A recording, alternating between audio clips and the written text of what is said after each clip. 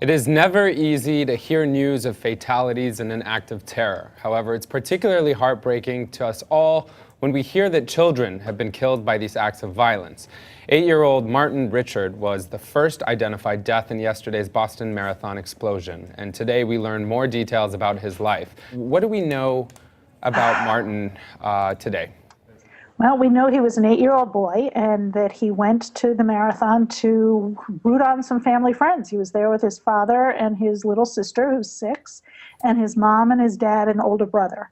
And they were standing in what sounds like exactly the wrong place at exactly the wrong time. And Martin was killed.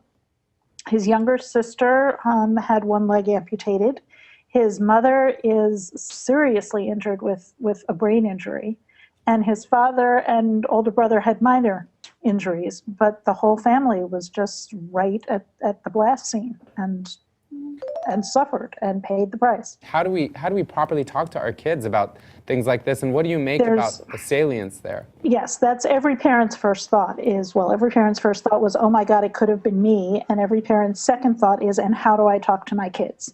And all the advice is you know your children, you know them age-wise and personality-wise and what they can handle.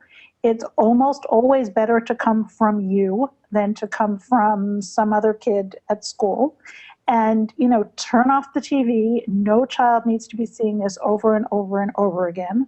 And the message is basically, look, this is rare. You are safe. We will do everything we can to keep you safe. And then the big question parents are always saying is, well, do I lie? How can I promise them that this won't happen? And you know what? Yes, you lie. Martin's father, Bill Richard, released a statement. He said, "My dear son Martin has died from injuries sustained in the attack on Boston. My wife and daughter are both recovering from serious injuries. We thank our family and friends, those we know and those we have never met, for their thoughts and prayers. I ask that you continue to pray for my family as we remember Martin.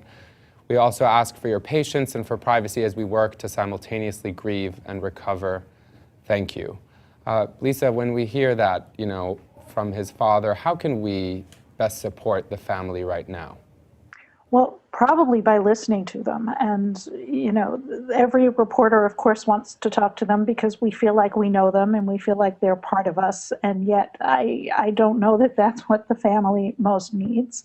And, there's no way to fix this. We've all written hundreds of thousands of words in the past 24 hours, as we did at all these other moments. And there really is no way to fix this. You just look around you, recognize the gifts in your life, and hug the people you love, and at least use it as a moment to appreciate what you have.